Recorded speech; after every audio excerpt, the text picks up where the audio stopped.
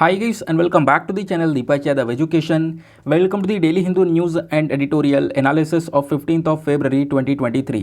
तो गाइज आज है तारीख 15 फरवरी 2023 और है वेडनेसडे। देखेंगे आज के द हिंदू कंप्लीट न्यूज़पेपर को एनालाइज करेंगे। बट लेक्चर में आगे बढ़ने से पहले अगर आप लोगों को इस लेक्चर का पीडीएफ चाहिए तो क्या करना है, सबसे पहले डाउनलोड करना है टेलीग्राम, देन उसके बाद जाके सर्च बॉक्स में टाइप करना है दीपक यादव एजुकेशन यूपीएससी।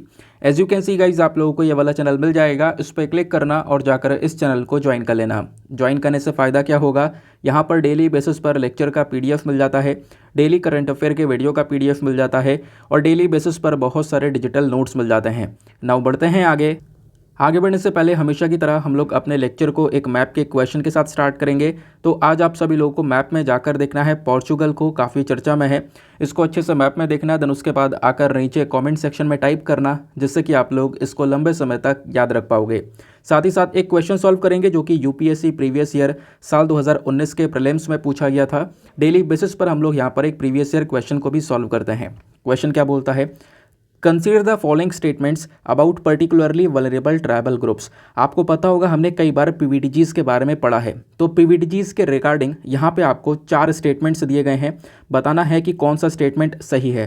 पहला स्टेटमेंट बोलता है कि ये जो ग्रुप है ना, ये आज के समय में इंडिया में 18 राज्य और एक यूनियन टेरिटरी में रहते हैं। दूसरा स्टेटमेंट बोलता है कि मान लो एक ऐसा ट्राइबल ग्रुप है जिनकी जो जनसंख्या है वो वहीं पर थम सी गई है या वो जनसंख्या लगातार कम होती हुई नजर आ रही है। तो ये भी एक ऐसा क्राइटेरिया है जिसके बेसिस पर इस ट्राइबल ग्रुप को पर्टिकुलरली वल्नरेबल ट्राइबल ग्रुप का स्टेटस दिया जाता है। यह है दूसरा स्टेटमेंट। तीसरा स्टेटमेंट बोलता है कि करंट समय में हमारे देश में total 95 particularly vulnerable tribal groups देखने को मिलते हैं। चौथा स्टेटमेंट बोलता है इरूलर और कोंडा रेड्डी ट्राइब्स, इनको भी पर्टिकुलरली वल्नरेबल ट्राइबल ग्रुप्स के अंदर में रखा गया है। अब इन चारों स्टेटमेंट में से बहुत आराम से आप क्या कर सकते हो, एक आध स्टेटमेंट को एलिमिनेट करके अपना सही उत्तर दे सकते हो। नीचे ऑप्शंस आपको दिए गए हैं, पहले उन ऑप्शंस को देखो। ऑप्शन ए बोलता है कि इन चारों स्टेटमेंट में से first, second and third statement correct है। दूसरा ऑप्शन बोलता है सेकंड, थर्ड एंड 4 करेक्ट है। तीसरा बोलता है 1, 2 एंड 4 वाला करेक्ट है। चौथा बोलता है 1, 3 एंड 4 वाला करेक्ट है। तो इसका सही आंसर आप सभी को नीचे कमेंट सेक्शन में देना है। एटलीस्ट सभी को इसमें पार्टिसिपेट करना है, जैसे मैं आप लोगों से डेली बेसिस पर बोलता हूँ। बाय द वे, इसका जो करेक्ट आंसर है वो मैंने आपको टेलीग्राम पर प्रोवाइड करवा दिया है, वहाँ से भी चेकआउट कर सकते हो। और अगर वहाँ पर आंसर नहीं मिलता है तो भी कोई परेशान होने की ज़रूरत नहीं है, वीडियो के लास्ट में इसके करेक्ट आंसर का डिस्कशन हम लोग करेंगे। तो चलो शुभ आरंभ करते हैं और चलते हैं सबसे पहले थंबनेल वाले इंपॉर्टेंट आर्टिकल की तरफ। देखो दोस्त, कल से एक न्यूज़ आर्टिकल बहुत ज़्यादा ही पब्लिश हो रहा है, दुनिया भर में इसकी चर्चा हो रही है। जैसे कोविड-19 वायरस था ना, वैसे यहाँ पर एक और वायरस चर्चा में आ चुका है जिसका नाम है मारबर्ग वायरस। तो ये जो मारबर्ग वायरस है ना, ये अभी के समय में अफ्रीकन नेशन में एक पर्टिकुलर देश के अंदर पाया गया है और आप कह सकते हो उस देश के अंदर में पहली बार इस वायरस का आउटब्रेक हुआ है, पहली बार ये वायरस वहाँ पर फैलता हुआ नजर आ रहा है। तो समझते हैं आखिरकार क्या है मारबर्ग वायरस, क्योंकि उसको लेकर आपको पता है जो भी डिजीज़ होती है ना, इसको लेकर एग्जामिनेशन में क्वेश्चंस भी डायरेक्टली बन जाते हैं। यहाँ पर आप देख पाओगे ढेर सारे न्यूज़ आर्टिकल इस टॉपिक के रिगार्डिंग पब्लिश हुए हैं। जैसे लाइव मिनट का आर्टिकल है, यहाँ पर मेंशन किया रहता है WHO confirms Marburg disease outbreak, symptoms, treatment और दूसरी डिटेल्स को यहाँ पर इस आर्टिकल में समझाया गया। देन उसी प्रकार से इवन वर्ल्ड हेल्थ ऑर्गेनाइजेशन का जो वेबसाइट है, उन्होंने अपनी वेबसाइट पर इसके बारे में मेंशन कर रखा है कि जो इक्वाटोरियल गिनी है, यानी कि ये एक अफ्रीकन कंट्री है, ठीक है ना, इसी देश की बात कर रहे हैं। यहाँ पर पहली बार मार्बर्ग वायरस का जो आउटब्रेक है वो देखने को मिला है। तो पहले तो हम लोग एग्जैक्टली कंट्री की लोकेशन देखते हैं, फिर आगे की जो भी यहाँ पे इंपॉर्टेंट पॉइंट्स हैं उसको डिस्कस करेंगे। तो जो हम लोग पहले अफ्रीकन नेशंस की बात कर रहे हैं, तो पूरा का पूरा ये अफ्रीकन कॉन्टिनेंट आपको देखने को मिलेगा। ये पूरा अफ्रीकन कॉन्टिनेंट है। यहाँ पर इक्वेटोरियल गिनी कहाँ पर है, तो इसको हम लोग जूम करेंगे इस प्रकार से। यहाँ पर आपको ये जो छोटा सा कंट्री नज़र आ रहा है, यही है इक्वेटोरियल गिनी, ठीक है। अभी मैं आपको जूम करके दिखा देता हूँ क्योंकि ये बहुत छोटा है, इसको जूम करने पे जो क्लैरिटी है वो नहीं देखने को मिलती है। लेकिन अब यहाँ पर आपको ये जो इक्वेटोरियल गिनी है ये आपको क्लियरली दिख रहा होगा, ये रहा इक्वेटोरियल गिनी, ठीक है। इसकी कैपिटल है मालाबो। इक्वेटोरियल गिनी के ऊपर जो देश है उसका नाम है कैमरून और इसके जो नीचे कंट्री है वो है गैबोन। इधर आपको अटलांटिक ओशन देखने को मिलेगा, ठीक है। और यहाँ पर इस देश में जस्ट इस वाली जगह में जहाँ पे मैंने पॉइंट बनाया है ना, यहीं पर ये जो मार्बर्ग वायरस है उसका आउटब्रेक देखने को मिला है। तो अब इस डिजीज़ के रिगार्डिंग जितने भी इंपॉर्टेंट और रेलिवेंट पॉइंट्स होंगे वो सब आपको स्क्रीन पर नीचे दिखाई पड़ रहे होंगे। तो हुआ क्या, वर्ल्ड हेल्थ ऑर्गेनाइजेशन ने हाल ही में बोला है कि जो इक्वेटोरियल गिनी नाम का देश है, यहाँ पर पहली बार मार्बर्ग डिजीज़ का जो आउटब्रेक है वो कंफर्म किया गया है। नाउ जब हम लोग बात करते हैं इस मार्बर्ग वायरस डिजीज़ के बारे में, तो इसको पहले मार्बर्ग हेमोरेगिक फीवर के नाम से भी जानते थे, हेमोरेगिक फीवर। ठीक है, मार्बर्ग हेमोरेगिक फीवर के नाम से भी ये बीमारी पहले जाना जाया करती थी। बाद में इसको हम लोग मार्बर्ग वायरस डिजीज़ के नाम से जानने लगे। दूसरी बात, ये बीमारी ऐसी है जो कि बहुत कमी से दिखाई पड़ती है और कहीं ना कहीं इसके जो सिम्टम्स है वो काफ़ी खतरनाक है, या फिर अगर किसी व्यक्ति को ये वायरस हो जाता है तो उसकी हालात जो है वो काफ़ी ज़्यादा ख़राब हो जाते हैं। ये जो बीमारी है ना, जिसमें काफ़ी तगड़ा बुखार भी आता है और भी बहुत सारी प्रॉब्लम्स होने लगती हैं, बॉडी के जो ऑर्गन्स हैं वो डैमेज होने लगते हैं। तो ये जो बीमारी है ये इंसानों को भी अफेक्ट करती है, साथ ही साथ में जानवरों को भी। जानवरों को अगर स्पेशली बात करें तो जो मंकी हैं, एप्स हैं, इनको ज़्यादातर यहाँ पर ये अफेक्ट करती हुई नज़र आती है। अब क्वेश्चन यहाँ पर यह है कि ये है किस प्रकार की बीमारी। तो ये जो डिजीज़ है ना, ये मार्बर्ग वायरस की वजह से होता है। एक वायरस है जिसकी वजह से बीमारी फैलती है, ध्यान रखना। ये मार्बर्ग जो वायरस है ना, आप कह सकते हो ये कौन सी फैमिली से बिलोंग करता है, फिलोवेरिडे फैमिली से बिलोंग करता है। अब आप कहोगे एक मिनट, फिलोवेरिडे के बारे में हमने कहीं ना कहीं सुना हुआ है। हाँ, आपने बिल्कुल सुना हुआ है, क्योंकि जब हमने पहले इबोला वायरस के बारे में डिस्कशन किया था ना, तब आपको मैंने इसके बारे में पढ़ाया था। तो इबोला वायरस भी एक ऐसा वायरस है जो कि अगेन इसी फैमिली का मेंबर है। तो ध्यान रखना, मार्बर्ग और इबोला दोनों यहाँ पर इसी फैमिली के मेंबर्स देखने को मिलते हैं। और ये जो बीमारी है ये एक जूनोटिक बीमारी देखने को मिलती है, जूनोटिक डिजीज़ देखने को मिलती है, यानी कि जानवर से इंसान में फैलती है और फिर इंसान से इंसान में फैलना स्टार्ट हो जाती है, जैसे यहाँ पे कोविड-19 देखने को मिला करता था। जब मार्बर्ग डिजीज़ की बात करते हैं, इस वायरस की बात करते हैं, तो पहली बार इसको रिकग्नाइज़ किया गया था 1967 में। अब आप सोच रहे होंगे ये जो नाम है इसका मार्बर्ग, वो पड़ कैसे गया। देखो, जर्मनी के अंदर मार्बर्ग नाम की एक जगह है, वहीं पर उसकी लेबोरेटरीज़ में, यानी उस जगह में जो लेबोरेटरी है ना, वहीं पर पहली बार ये फीवर आउटब्रेक हुआ था। इस वजह से इसका नाम भी मार्बर्ग वायरस रखा गया है और ये पहली बार यहाँ पर रिकग्नाइज़ किया गया था 1967 में। फिर जर्मनी के बाद यहाँ पर ये पाया गया यूगोस्लाविया के अंदर में, जो कि आज के समय पर सर्बिया कहलाता है। ठीक है, अब क्वेश्चन ये है कि ये वायरस फैलता किस जानवर की वजह से, क्योंकि आपने अभी बताया ये जानवर से इंसान में फैलता है, तो वो कौन सा जानवर है जो कि इस वायरस को फैलाता है।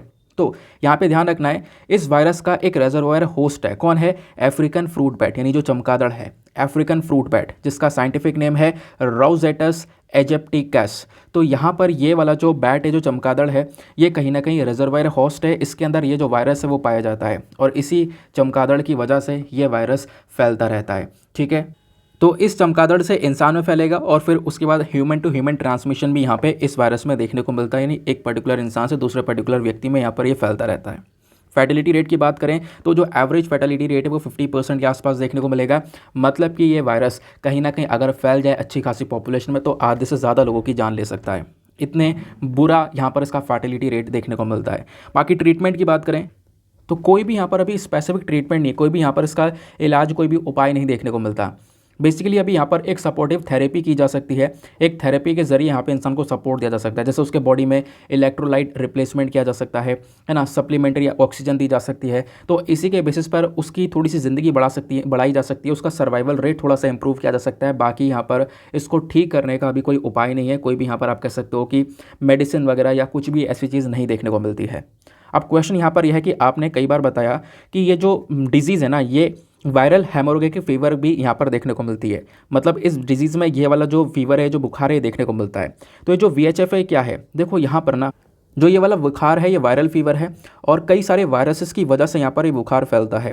ये जो टर्म है इसका वायरल हेमोरेगिक फीवर, ये टर्म ही यहाँ पर एक ऐसी कंडीशन को रेफ़र करता है कि जिस केस में देखो होता यह है कि अगर किसी को ये फीवर हो जाए तो उसके बहुत सारे जो बॉडी में ऑर्गन सिस्टम है वो कहीं ना कहीं डैमेज होने लगता है, उसका जो कार्डियोवैस्कुलर सिस्टम है वो डैमेज होने लगता है। प्लस बॉडी की जो एबिलिटी है, बॉडी की जो क्षमता है ना काम करने की, खुद से आपकी बॉडी की कई सारी क्षमता हैं आपका प्रॉपर बॉडी फंक्शनिंग करने की, तो वो सारी जो एबिलिटीज़ है वो ख़त्म हो जाती हैं इस पर्टिकुलर फीवर में है। इवन यहाँ पर कुछ केस ऐसे होते हैं इस फीवर के जो कि बहुत हल्के होते हैं, उसमें कुछ नहीं होता, इंसान ठीक हो जाता है जल्दी। लेकिन कुछ केस ऐसे होते हैं जो कि बहुत खतरनाक होते हैं, इवन एक पर्टिकुलर इंसान की जान भी ले सकता है। और ज़्यादातर जो यहाँ पर इस प्रकार से VHF है, इसका कोई भी उपाय नहीं है, कोई भी क्योर नहीं है, कोई भी वैक्सीन यहाँ पर नहीं देखने को मिलता है, ऐसा भी बताया गया है। आई होप आपको मार्बर्ग वायरस के बारे में एक इन्फॉर्मेशन अच्छे से क्लियर हो चुकी है। नेक्स्ट आर्टिकल पर आते हैं। अगले आर्टिकल पर यहाँ पर होलसेल इन्फ्लेशन के बारे में चर्चा की गई है। तो होलसेल इन्फ्लेशन अभी यहाँ पर कम हुआ है। दिसंबर 2022 में जो ये होलसेल इन्फ्लेशन था वो 4.95% के आसपास था। अभी जो जनवरी का महीना हमारा निकला है वहाँ पर ये इन्फ्लेशन कम होकर 4.7% के आसपास पहुँच गया है। तो महंगाई दिसंबर 2022 के कंपैरिजन में जनवरी 2023 में थोड़ी सी कम हुई है। हम बात कर रहे हैं होलसेल इन्फ्लेशन की। इसी प्रकार से रिटेल इन्फ्लेशन की बात करें तो वो इंक्रीज़ हुआ है। अभी मैं दोनों के बारे में डिस्कशन करूंगा। बेसिकली ये आर्टिकल हमारे एडिटोरियल पर आया है, तो जब मैं एडिटोरियल पर आऊँगा ना तो वहाँ पर आपको सारे कॉन्सेप्ट समझा दूंगा, सब कुछ आपको क्लियर हो जाएगा। ठीक है, तो 10 जगह कवर करने से अच्छा है एक ही जगह पर अच्छे से कवर कर लिया जाए। थोड़ी देर में कवर करेंगे। उसके बाद दोस्तों आज हमारे एडिटोरियल और टेक्स्ट एंड कॉन्टेक्स्ट बहुत ज़्यादा इंपॉर्टेंट है। बहुत सारे आर्टिकल्स हैं जो कि चर्चा में हैं, और इवन कह सकते हो आज का जो आर्टिकल है ना वो ऐसे आर्टिकल हैं जो कि लगातार न्यूज़ में बने हुए हैं। तो आज का डिस्कशन बहुत इंपॉर्टेंट है। कुछ कुछ हिस्सों में आपका रिवीजन भी होगा और कुछ नया नया भी जानने को मिलेगा। जैसे हम लोग बात करते हैं टेक्स्ट एंड कॉन्टेक्स्ट की, तो ये पर्टिकुलर आर्टिकल देखने को मिलेगा पूरे पेज पे इस आर्टिकल को कवर किया गया है। नाउ समझते हैं हम लोग क्या है एग्जैक्टली यहाँ पर पूरा का पूरा इशू। आपको पता होगा रिसेंटली भारत के अंदर जम्मू एंड कश्मीर वाले रीजन में, खासकर रियासी डिस्ट्रिक्ट में लिथियम रिजर्व्स पाया गया है ना। जो लिथियम है वो पाया गया। जियोलॉजिकल सर्वे इंडिया ने यहाँ पर बताया कि उस पर्टिकुलर एरिया में रियासी डिस्ट्रिक्ट में लगभग 5.9 मिलियन टन्स के आसपास लिथियम डिस्कवर किया गया है। तो ये जो नंबर है ये अपने आप में बहुत बड़ा है। आप इमेजिन कर सकते हो जहाँ पर मतलब एक ऐसी लिस्ट है दुनिया में जहाँ पे उन कंट्रीज़ को रखा जाता है जिनके पास में सबसे ज़्यादा लिथियम रिजर्व है, उसमें भारत आता ही नहीं था उस लिस्ट के अंदर में, और अब अचानक से भारत तीसरे नंबर पर पहुँच गया है इस भंडार के साथ में। चाइना वगैरह को बीट करके हम ऊपर पहुंच चुके हैं। तो ये हुआ क्या से, ये क्या क्या मामला है, इससे हम क्या बेनिफिट्स निकाल सकते हैं, भारत के लिए क्या इंपॉर्टेंस है, वही यहाँ पर समझाया गया कि इसका इंपॉर्टेंस क्या है लिथियम रिजर्व का, क्या सेफगार्ड्स हैं, कैसे हम इसका यूज़ कर सकते हैं, वो सारी चीज़ें समझाई गई हैं एक एक करके। देखो अब होता क्या है ना, मैं आर्टिकल के ऊपर ऊपर से आपको बता दूँ काम नहीं होगा। सारे के सारे जितने रेलिवेंट पॉइंट्स आपके पास में प्रॉपर नोट्स होना चाहिए, है ना। तो इस आर्टिकल का जो प्रॉपर नोट्स है वो आपको मैं प्रोवाइड करवा रहा हूँ। इसको यहाँ पे टेलीग्राम से पीडीएफ में डाउनलोड कर लेना और अपने नोट्स में इंक्लूड कर लेना। तो हुआ क्या, 5.9 मिलियन टन के आसपास जो लिथियम है वो पाया गया जम्मू एंड कश्मीर में। उसके साथ में जैसे यहाँ पर इतना रिजर्व पाया गया, इसके साथ में इंडिया जो है ना लिथियम के मामले में 7th लार्जेस्ट कंट्री बन जाता है या 7th लार्जेस्ट रिसोर्स बन जाता है लिथियम का पूरे दुनिया में। अब कॉन्टेक्स्ट क्या है, तो पहली बात तो ध्यान रखना, आपसे वनडे एग्जामिनेशन में पूछा जा सकता है जम्मू एंड कश्मीर के कौन से डिस्ट्रिक्ट में ये पाया गया, तो वो रियासी डिस्ट्रिक्ट है। ये वनडे एग्जामिनेशन के लिए। लेकिन जब आप यूपीएससी या स्टेट पीएससी की तैयारी कर रहे हो तो आपसे बहुत ज़्यादा गहराई में जाकर पूछा जा सकता है लिथियम के बारे में, है ना, कि एग्जैक्टली लिथियम है क्या, इसके इंपॉर्टेंस क्या होगा, ऐसा मेंस में क्वेश्चन बन सकता है।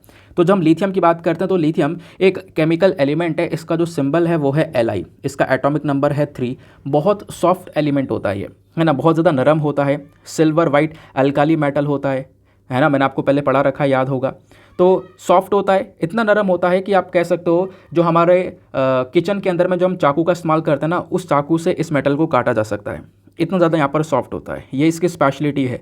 दूसरा यहाँ पे इसकी जो डेंसिटी है वो लोवेस्ट होती है। आपसे क्वेश्चन बन सकता है लिथियम की डेंसिटी लोवेस्ट होती है या हाईएस्ट होती है, तो समझ जाना यहाँ पर लोवेस्ट डेंसिटी है। लोवेस्ट डेंसिटी है, काफ़ी ज़्यादा हल्का होता है, इवन ये पानी के ऊपर भी तैर सकता है। ये इसकी अपने आप में खास बात है। अब क्वेश्चन यहाँ पर यह है कि लिथियम का हम यूज़ कहाँ पर करते हैं, इसका एप्लीकेशंस क्या क्या हैं। तो नंबर 1 पॉइंट, हमारा जो सबसे इंपॉर्टेंट यूज़ होता है लिथियम का वो रिचार्जेबल बैटरीज़ के अंदर किया जाता है। यानी कुछ ऐसी बैटरीज़ होती हैं जिसको हम वापस से रिचार्ज कर सकते हैं। जैसे कि आपकी मोबाइल फ़ोन की जो बैटरी है ना, उसको आप दोबारा रिचार्ज करके चलाते हो। लैपटॉप की बैटरी उसको वापस से रिचार्ज करके चलाते हो। तो ऐसी बैटरीज जो mobile phone, laptop, digital camera या इलेक्ट्रिक व्हीकल्स के अंदर में इस्तेमाल की जा रही हैं, उसके अंदर लिथियम है। लिथियम के बिना वो बैटरी नहीं बन सकती। आपने देखा होगा कई बार मोबाइल फ़ोन की बैटरीज़ को उसके पीछे लिखा होता है लिथियम आयन बैटरी। तो रिचार्जेबल बैटरीज़, और ऐसा नहीं है कि रिचार्जेबल बैटरीज़ के अंदर यूज़ होता है, आपकी जो नॉन रिचार्जेबल बैटरीज़ होती हैं उसके अंदर भी यहाँ पर लिथियम का यूज़ होता है। ठीक है, इवन यहाँ पर लिथियम को वाइट गोल्ड भी बोला जाता है। तो क्वेश्चन आपसे बन सकता है, लिथियम को हम लोग वाइट गोल्ड की तरह देखते हैं, खासकर इलेक्ट्रिक व्हीकल्स जो है ना हमारे लिए, उसके लिए एक वाइट गोल्ड की तरह ये काम कर सकता है। क्योंकि आपको पता है इलेक्ट्रिक व्हीकल जो है ना, इसकी जो सबसे मेन इंपॉर्टेंट या इसकी जो मेन जान है वो बैटरी ही है, और वो बैटरी कहाँ से बनेगी, लिथियम से बनेगी। ठीक है, अब जो लिथियम मेटल है, अगर हम इसमें कुछ और अलग से चीज़ों को मिला दें, फॉर एग्जांपल इसमें एल्यूमिनियम मिला दें या मैग्नीशियम मिला दें, तो इससे हम लिथियम की स्ट्रेंथ को और बढ़ा सकते हैं, क्योंकि मैंने आपको बताया ये सॉफ्ट है, बहुत ज़्यादा हल्का है।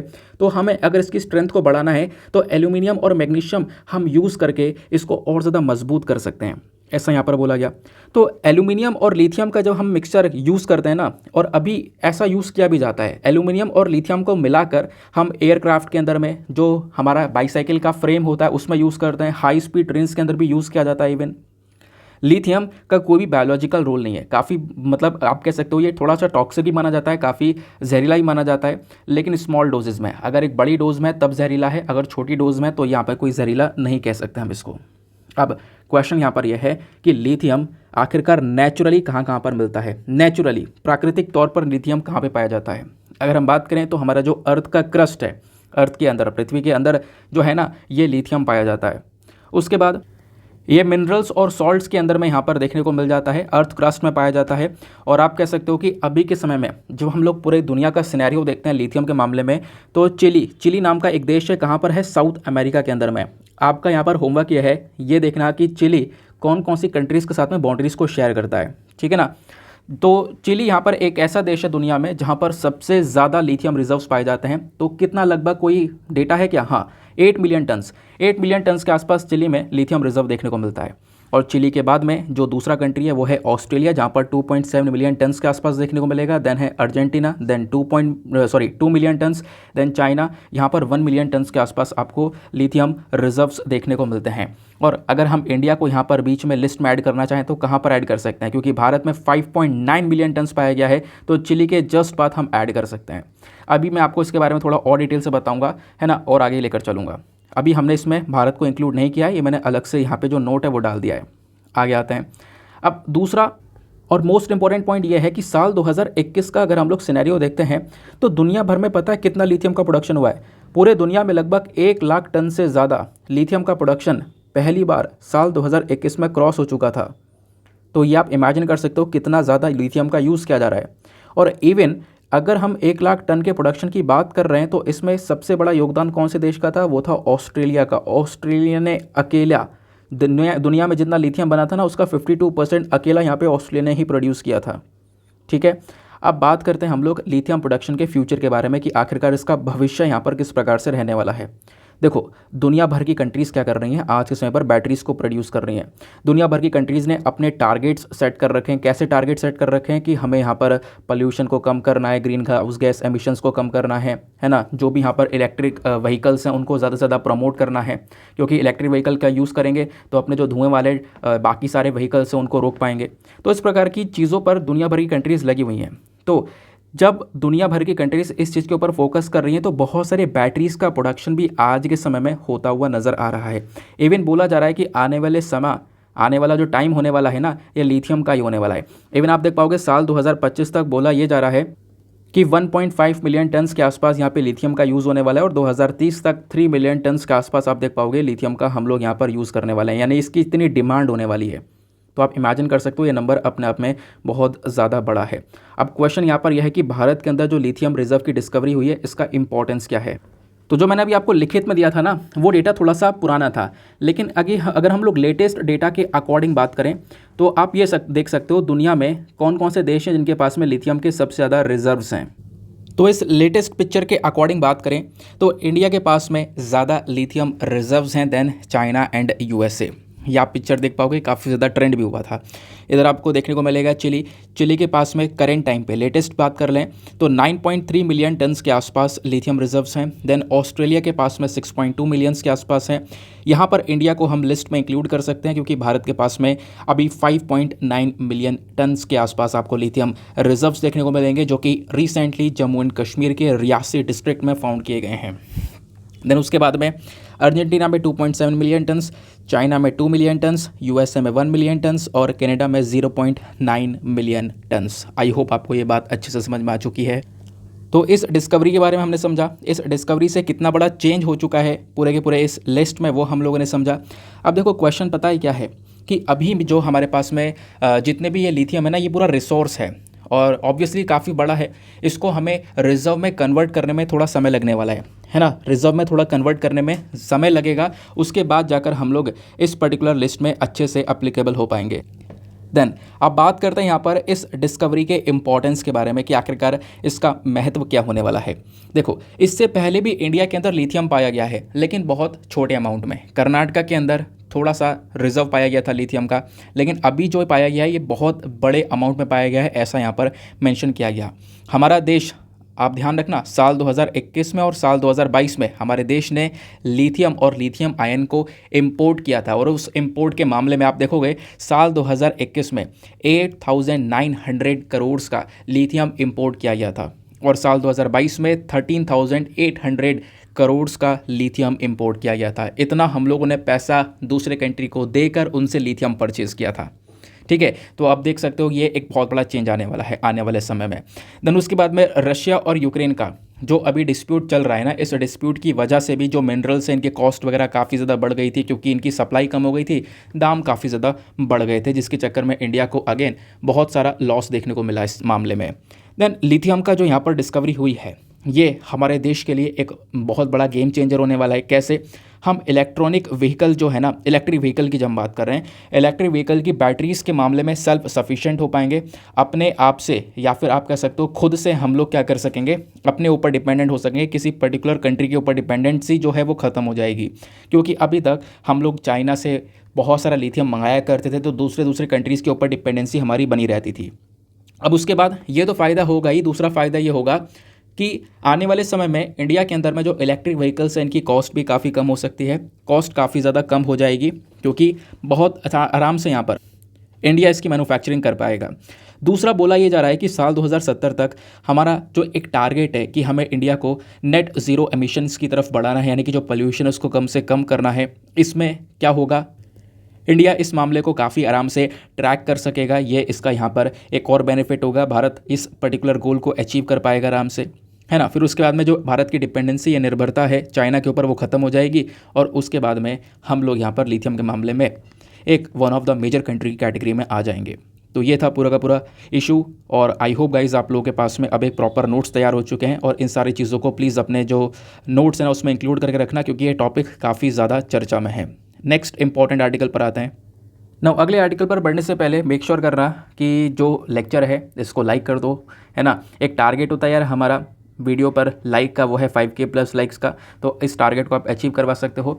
साथ ही साथ मेरे साथ में इंस्टाग्राम पे कनेक्ट कर सकते हो। इंस्टाग्राम पे जाना, सर्च बॉक्स में लिखना दीपक यादव एजुकेशन, आपको ये वाला प्रोफाइल मिलेगा। 11,000 से ज़्यादा लोग मेरे साथ में ऑलरेडी यहाँ पर जुड़ चुके हैं, आप भी मेरे साथ में पर्सनली जुड़ सकते हो।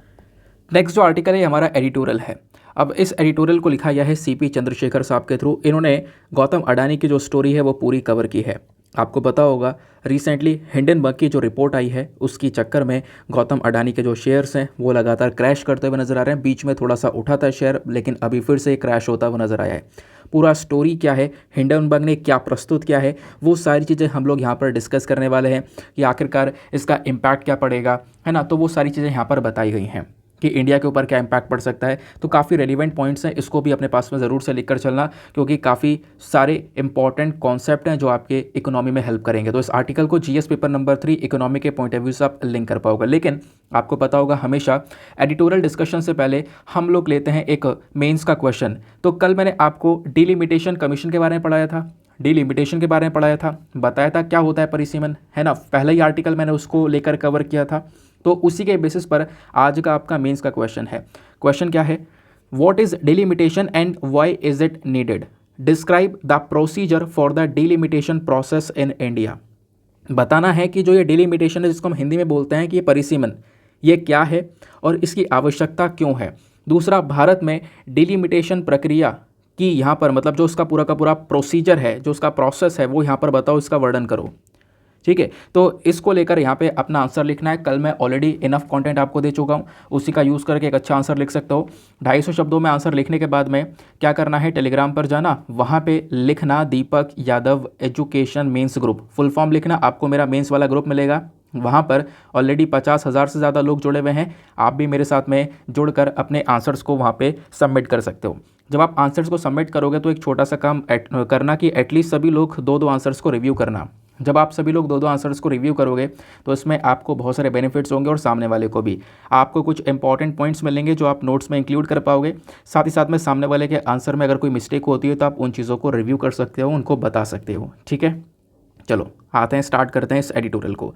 इसके भी जो रेलिवेंट पॉइंट्स है वो आपको स्क्रीन पर नीचे की साइड में दिखाई पड़ेंगे। ठीक है, देखो रिसेंटली क्या होता है, जो अडानी ग्रुप का स्टॉक है ये बहुत ज़्यादा क्रैश होता हुआ नजर आया। मतलब जब अभी ये बात है जनवरी के आसपास की, तो स्टार्टिंग की अगर हम लोग बात करें, स्टार्टिंग में जब हिंडनबर्ग की रिपोर्ट आई थी बिल्कुल, तो उसी समय पर लगभग आप कह सकते हो कि जो इन्वेस्टर्स हैं उनको लगभग 4.2 लाख करोड़ का लॉस हो गया था 2 दिन के अंदर अंदर। तो एक बहुत बड़ा लॉस हुआ था अडानी ग्रुप्स को, ऐसा यहाँ पर बताया गया है। और अभी वो जो लॉस है वो काफ़ी बड़े नंबर पर पहुँच चुका है, लगातार वो जो स्टॉक्स हैं वो क्रैश होते हुए नजर आए हैं। ठीक है, तो हुआ क्या है, मतलब ऐसा क्यों हुआ, उसके पीछे का रीज़न क्या था। तो हाल ही में यूएस की एक इन्वेस्टमेंट रिसर्च फर्म है, तो उस फर्म का नाम है हिंडनबर्ग रिसर्च। तो हिंडनबर्ग रिसर्च ने एक रिपोर्ट पब्लिश की है अडानी ग्रुप के ऊपर में, और उस रिपोर्ट के अंदर में क्लेम ये किया है कि अडानी ग्रुप की जो पोजीशन है अडानी स्टॉक्स में वो कहीं ना कहीं ज़्यादा अच्छी नहीं है, एक शॉर्ट पोजीशन देखने को मिल रही है। और यहाँ पे जो शेयर्स हैं अडानी ग्रुप के, जो इनके पास में शेयर्स हैं आज के समय में, वो काफ़ी ओवर प्राइस हैं। मतलब एक समय पे दाम यहाँ पे था, 2 साल में दाम यहाँ पहुँच गया, बहुत ज़्यादा ओवर प्राइस हैं। और आने वाले समय में ये जो शेयर के प्राइसेस हैं काफ़ी ज़्यादा गिर जाएंगे, डिप हो जाएंगे। तो इस प्रकार की रिपोर्ट आती है जिसकी वजह से लोग डर गए, लोगों ने जो पैसा इन्वेस्ट कर रखा था वो पैसा निकालना शुरू कर दिया, जिसके चक्कर में जो ये स्टॉक यहाँ पहुँचा हुआ था ना, यहाँ से बहुत ज़्यादा डाउन आ गया आज के समय में। ठीक है, तो वही चीज़ यहाँ पर मेंशन की गई है। तो आप समझते हैं, पहले पहले हम लोग थोड़ा अडानी ग्रुप के बारे में जानेंगे। अडानी ग्रुप एग्जैक्टली क्या है, क्या काम करते हैं ये लोग। तो अडानी ग्रुप की बात करते हैं तो आप देख पाओगे इंडिया में एक सबसे बड़ी कंपनी की कैटेगरी में आता है। इनकी जो स्पेशलाइजेशन है वो अलग अलग सेक्टर में है। इंफ्रास्ट्रक्चर में भी ये लोग हैं, साथ ही साथ में आप कह सकते हो जो पोर्ट्स होते हैं यानी कोयले के सेक्टर में, जो हमारे बंदरगाह वाला सेक्टर होता है वहाँ पर भी हैं, पोर्ट्स में भी हैं, सीमेंट, ग्रीन एनर्जी और जो एडिबल ऑयल होता है, खाने वाला जो तेल होता है, इस पर्टिकुलर सेक्टर में भी ये कंपनीज काम करती हैं। उसके बाद में रिसेंटली आपको पता होगा अडानी ग्रुप ने अपने आप को एक्सपैंड करने की कोशिश की है। जो सीमेंट इंडस्ट्री है उसके अंदर भी वो इन्वॉल्व हो चुके हैं। अंबुजा सीमेंट और एसीसी लिमिटेड में बहुत सारे स्टेक्स परचेज कर लिए हैं। देन उसके बाद में मीडिया में भी ये उतर चुके हैं। जो एनडीटीवी है इसके 30% शेयर्स यहाँ पे अडानी ग्रुप ने बाई कर लिए थे। तो हर एक पर्टिकुलर कैटेगरी में यहाँ पे आप देख पाओगे ये जो कंपनी है वो आज के समय पर आ चुकी है। मतलब इस प्रकार से पिछले कुछ समय में अडानी ग्रुप की ग्रोथ हुई है कि ये जो गौतम अडानी है, गौतम अडानी बेसिकली ओनर हैं अडानी ग्रुप के, तो ये इंडिया में पूरे दुनिया में टॉप 4 रिचेस्ट पर्सन की लिस्ट में आते थे। बट अभी यहाँ पर ये काफ़ी ज़्यादा डाउन हो चुके हैं इस लिस्ट में, और लिस्ट में यहाँ पर ये 10 नंबर के पार हो चुके हैं। तो जो टॉप 4 पर्सनस के में आ रहे थे, मतलब कि इस दुनिया में जो सबसे अमीर आदमी हैं उनमें टॉप 4 की कैटेगरी में आ रहे थे, वो अभी के समय पर बहुत ज़्यादा पीछे हो चुके हैं इसी रिपोर्ट की वजह से। क्योंकि इस रिपोर्ट ने जैसा बताया था जिसके बेसिस पर इनके जो स्टॉक्स है वो क्रैश हो चुके हैं, इन्होंने बहुत सारा जो अमाउंट है वो लूज़ कर दिया है, जिसके बेसिस पर यहाँ पे अभी इनकी जो रैंकिंग है वो काफ़ी नीचे आ चुकी है। ठीक है, तो अडानी ग्रुप समझ में आया। अब हम समझते हैं कि आखिरकार ये हिंडनबर्ग रिसर्च क्या है ना, क्योंकि इन्होंने रिपोर्ट पब्लिश की है तो ये क्या है इसको भी समझ लेते हैं। हिंडनबर्ग रिसर्च बेसिकली यूएस की ही एक कंपनी है। ठीक है ना, रिसर्च करने का काम है इनका, बेसिकली काम है जो फॉरेंसिक रिसर्च होती है ना, खासकर उसको लेकर एनालिसिस वगैरह देने का काम करते हैं। और ये लोग बहुत पहले से बड़ी बड़ी कंपनीज़ को डुबा चुके हैं, बहुत बड़ी बड़ी कंपनीज़ को यहाँ पर ये हिंडनबर्ग रिसर्च डुबा चुकी है कि ये जो शेयर है ये गलत है ना। इसके चक्कर में लोगों के अंदर डर बैठ जाता है, लोग यहाँ पर फटाफट जो पैसा है वहाँ से निकालना स्टार्ट कर देते हैं। ऐसा पहले भी कई बार हुआ है। ठीक है, तो एक ऐसी रिसर्च कंपनी ये देखने को मिलती है जिसका काम है जितनी भी कंपनीज़ हैं दुनिया में, जितनी भी कंपनीज़ हैं, अगर किसी में इरेगुलरिटी हो रही है या कोई गलत तरीके से कुछ भी काम कर रहा है उस बिज़नेस के अंदर में, है ना, या फिर उसका मैनेजमेंट बहुत गलत है, तो उस प्रकार की चीज़ों को ये सामने लाकर रखते हैं अपनी रिपोर्ट में। और अच्छा क्वेश्चन यहाँ पर यह है कि ये लोग कमाते कैसे हैं। तो देखो इनका जो प्राइमरी मेथड है ना इन्वेस्टमेंट का, वो यहाँ पर शॉर्ट सेलिंग वाला कहलाता है। ये लोग शॉर्ट सेलिंग करके अपनी जो हिंडनबर्ग रिसर्च है इसके बेसिस पर ये लोग इन्वेस्टमेंट करते हैं। तो उनका सबसे बड़ा मेथड क्या है, शॉर्ट सेलिंग का, शॉर्ट सेलिंग से इन्वेस्टमेंट करते हैं। अब क्वेश्चन यह है कि सर हमने पिछले कुछ दिनों में ये जो वर्ड है ना शॉर्ट सेलिंग, ये बहुत सुना है, अभी तक अच्छे से क्लियर नहीं हुआ। ठीक है, तो लोगों ने इतनी खिचड़ी पिका दी है शॉर्ट सेलिंग को लेकर कि ऑब्वियसली यहाँ पे काफ़ी हद तक प्रॉब्लम्स हो सकती है समझने में। लेकिन मैं आपको देखो बहुत छोटे से शब्दों में शॉर्ट सेलिंग का कॉन्सेप्ट समझाता हूँ। जब हम लोग बात करते हैं स्टॉक मार्केट की, शेयर बाज़ार की, ठीक है, तो आप यहाँ से क्या करते हो, अपने शेयर्स को परचेज़ करते हो, है ना, और उसके वैल्यू देखकर जो भी है वो शेयर्स को परचेज़ करते हो। बट शॉर्ट सेलिंग यहाँ पर एक ऐसा तरीका है जब यहाँ पे मान लो आप हो और आपको लग रहा है कि मान लो ये पर्टिकुलर शेयर है, मान लो ये शेयर है ए कंपनी का शेयर है और ये शेयर आने वाले समय पर बहुत ज़्यादा गिरने वाला है, बहुत ज़्यादा डूबने वाला है। आपको पता है कि यहाँ पे बहुत ज़्यादा गिरेगा, है ना। जैसे यहाँ पर इस कंपनी ने ये बोल दिया अडानी ग्रुप के शेयर्स ये हालत हो जाएगी, तो अडानी ग्रुप के शेयर्स गिरने स्टार्ट हो गए। अब वो बहुत ज़्यादा गिरेंगे, सबको पता है ना। तो गिरने वाला आपको अनुमान लग गया, तो आप उस समय पर क्या करोगे, बहुत सारे शेयर्स को जो आपने उस कंपनी के शेयर्स ले रखे थे वो बेच दोगे, है ना। मान लो सपोज़ एक कंपनी है ये ए, इसका 500 रुपये का शेयर है और आपने सपोज़ यहाँ पर जैसे आपको लगा कि हाँ ये कंपनी डूबने वाली है, कंपनी बहुत ज़्यादा इसमें गिरावट आने वाली है, इसका लॉस बहुत होने वाला है, शेयर बहुत गिरने वाला है, तो आपने क्या किया, अपने 500 रुपये के जो शेयर थे वो बेच दिए, ठीक है। अब सपोज़ यहाँ पे ये कंपनी बहुत ज़्यादा डाउन हो गई और इसका शेयर आके रुक गया 300 रुपये पे, ठीक है ना, बहुत ज़्यादा डाउन हो गया 300 रुपये पे। तो आपने क्या किया, तब जाके शेयर को परचेज़ कर लिया, 500 रुपये का बेचा, 300 रुपये का खरीदा, तो पर शेयर के ऊपर 200 रुपये का आपको बेनिफिट हो गया। पूरा 200 रुपये का बेनिफिट आपको नहीं होगा, आपको पता है, अगर आप स्टॉक मार्केट में थोड़ा इन्वॉल्व हो तो आपको पता है कि यहाँ पर जो ब्रोकरेज चार्जेस हैं, है ना, चाहे आप किसी ऐप से करो या किसी भी काम से करो या कोई ब्रोकर लेकर करो, तो वो थोड़े बहुत चार्जेस कट जाते हैं वहाँ पे, बट फिर भी यहाँ पे इस प्रकार से काम किया जाता है। तो आई होप आपको यहाँ पर ये जो शॉर्ट सेलिंग है वो तो सिंपल तरीके से समझ में आ चुका है। यही यहाँ पर एक प्राइमरी इन्वेस्टमेंट तरीका है किसका, हिंडनबर्ग रिसर्च का, वो ऐसे ही यहाँ पर काम करते हैं, ठीक है। तो हिंडनबर्ग की जो रिपोर्ट आई है, इन्होंने अडानी ग्रुप को लेकर क्या क्या बताया, पहले इसको डिस्कस करते हैं। इस रिपोर्ट ने यहाँ पे क्लेम ये किया है कि जो अडानी ग्रुप है ना, ये पूरे कॉर्पोरेट हिस्ट्री में सबसे बड़ा, लार्जेस्ट, सबसे बड़ा कौन देखने को मिल रहा है, सबसे बड़ा फ्रॉड यहाँ पर इस प्रकार से इस इंडस्ट्री में देखने को मिल रहा है, ऐसा इस रिपोर्ट ने मेंशन किया। इन्होंने कुछ की पॉइंट्स बताए। सबसे पहला पॉइंट इन्होंने बताया कि अडानी ग्रुप के जो शेयर्स हैं वो ओवर वैल्यूड शेयर्स देखने को मिले हैं। 2 साल के अंदर अंदर ऐसी ग्रोथ नेक्स्ट टू इम्पॉसिबल है, मतलब हो ही नहीं सकता ऐसी ग्रोथ हो पाना जैसी ग्रोथ यहाँ पे पिछले 2 सालों के अंदर में हुई है।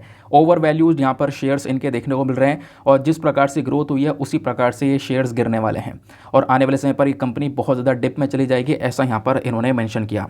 दूसरा इनका कहना यहाँ पर यह है कि डेट फ्यूल बिजनेस, इनका जितना भी बिजनेस अडानी ग्रुप का वो सब कर्जे पर चल रहा है। बहुत सारा कर्जा यहाँ पे अडानी ग्रुप ने ले रखा है। इवन बोला ये जा रहा है कि इनकी जो 7 कंपनीज स्टॉक मार्केट में लिस्टेड हैं उसमें से जो 5 कंपनीज हैं ना, उनका रेशियो बहुत ज़्यादा बेकार है, यानी कि उसकी उस पर्टिकुलर कंपनी की कमाई तो बहुत कम है, उसके पास में एसेट तो बहुत कम है, लेकिन कर्जा जो लायबिलिटीज़ हैं वो बहुत ज़्यादा देखने को मिलती हैं, ठीक है। इसका मतलब है इनका जो करंट एसेट है, जो इनके पास में पूंजी है, जो एसेट है या इंफ्रास्ट्रक्चर जो भी आप कह सकते हो, इनके पास में जो एसेट है आज के समय में वो लाइबिलिटी से काफ़ी ज़्यादा कम है। जो उन्होंने उधारी ले रखी है उससे यहाँ पे काफ़ी ज़्यादा कम इनके पास में इनके एसेट देखने को मिलता है।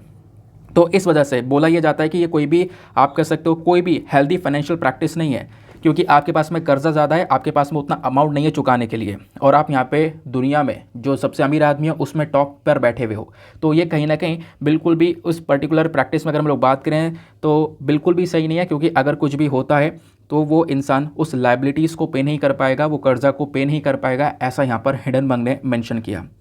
दूसरा इन्होंने बोला कि हमें ना अडानी ग्रुप की जो मैनेजमेंट टीम है उसको लेकर भी बहुत सारे डाउट्स हैं। रिपोर्ट ने क्लेम किया कि इस मैनेजमेंट के बहुत सारे मेंबर्स हैं जिनका जो इतिहास रहा है, जो उनका पास्ट रहा है वो काफ़ी क्वेश्चनेबल है। इनके करियर के ऊपर काफ़ी क्वेश्चंस उठाए गए हैं। बोला गया है कुछ लोगों के ऊपर इल्ज़ाम लगे हैं फ्रॉड के, है ना, ड्यूटी एविजन्स के, काफ़ी पैसा उन्होंने बचाने की कोशिश की है, स्कैम्स के काफ़ी बड़े बड़े यहाँ पर फ्रॉड लगे हुए हैं, बहुत सारे एलिगेशंस यहाँ पर इनके ऊपर लगे हुए हैं इनकी मैनेजमेंट टीम के ऊपर, ऐसा यहाँ पर इनका कहना है। दूसरा यहाँ पर इनका कहना है पम्प्ड अप डिमांड। इन्होंने क्या किया ना, ये हिंडनबर्ग ने एक चीज़ और क्लेम की है कि जो अडानी स्टॉक्स है यहाँ पर, मतलब इन्होंने एक वॉश ट्रेडिंग करी है। अच्छा, अब ये वॉश ट्रेडिंग एक नया टर्म आ चुका है। वॉश ट्रेडिंग क्या है?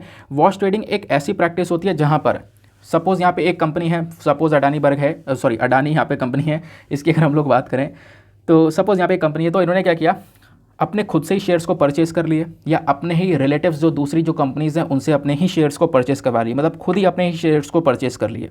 जब खुद से ही अपने शेयर्स को परचेस किया जाता है तो अगर जब खुद से ही परचेस करें तो शेयर ऊपर जाता हुआ दिखेगा।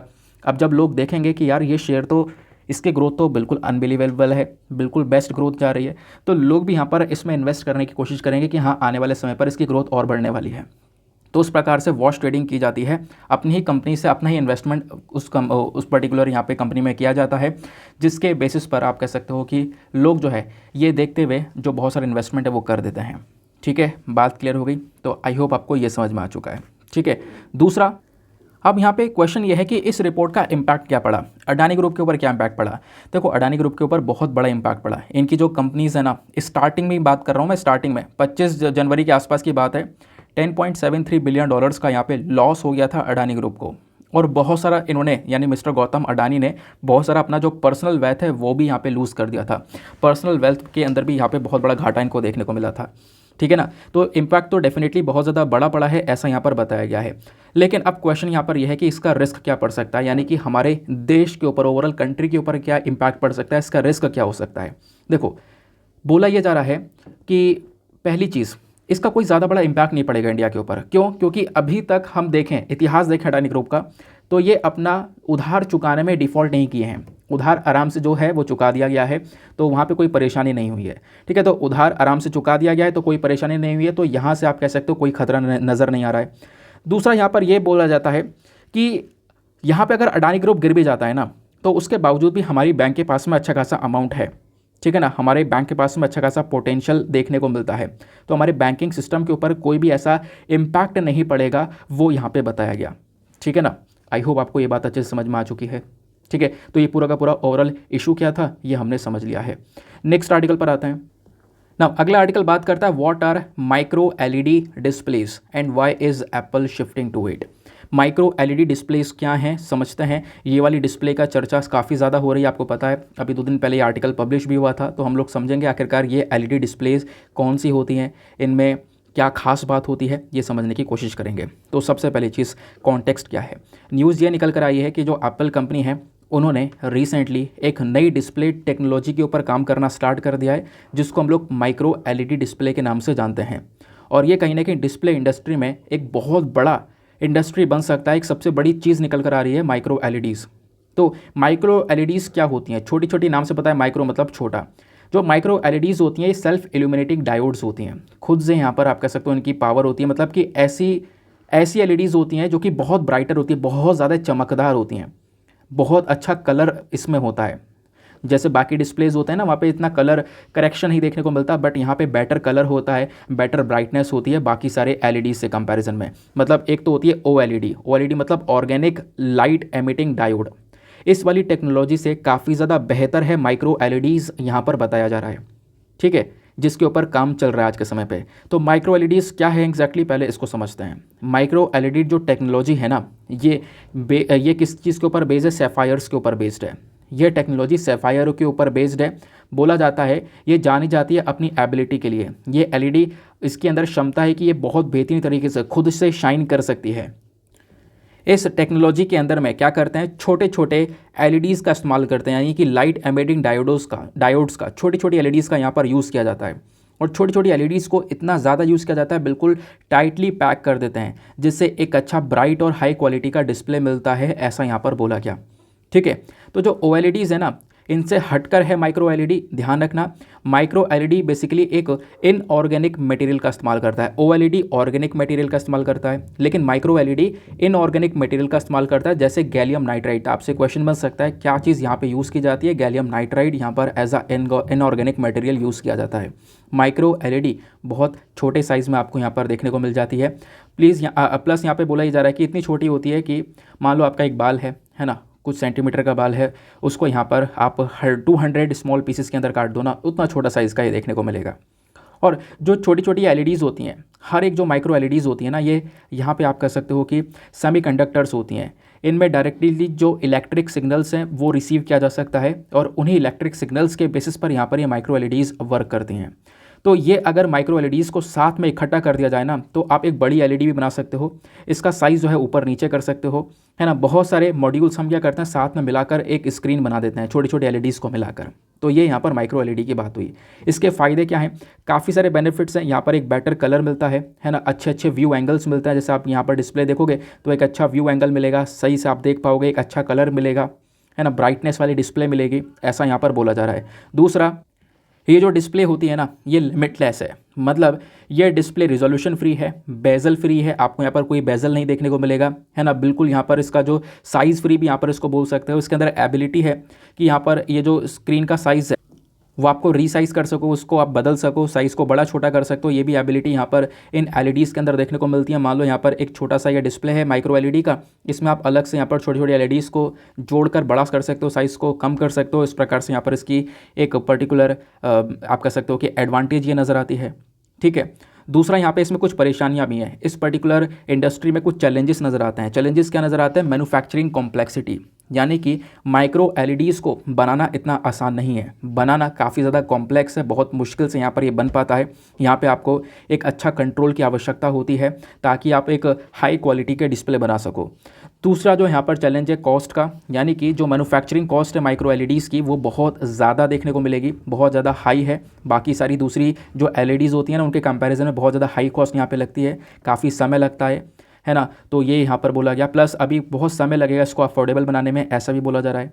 दूसरा पुअर कंजम्पशन, माइक्रो एलईडीज़ के अंदर में पावर कंजम्पशन, पुअर कंजम्पशन बोल रहा हूँ सॉरी, माइक्रो एलईडीज़ के अंदर में बहुत सारी एनर्जी चाहिए होगी, बहुत सारा पावर चाहिए होगा, तब जाके वो एलईडीज़ ऑपरेट कर पाएंगी, जिसकी वजह से यहाँ पर आप कह सकते हो कि इनको बोला जाता है लेस एनर्जी एफिशिएंट, है ना।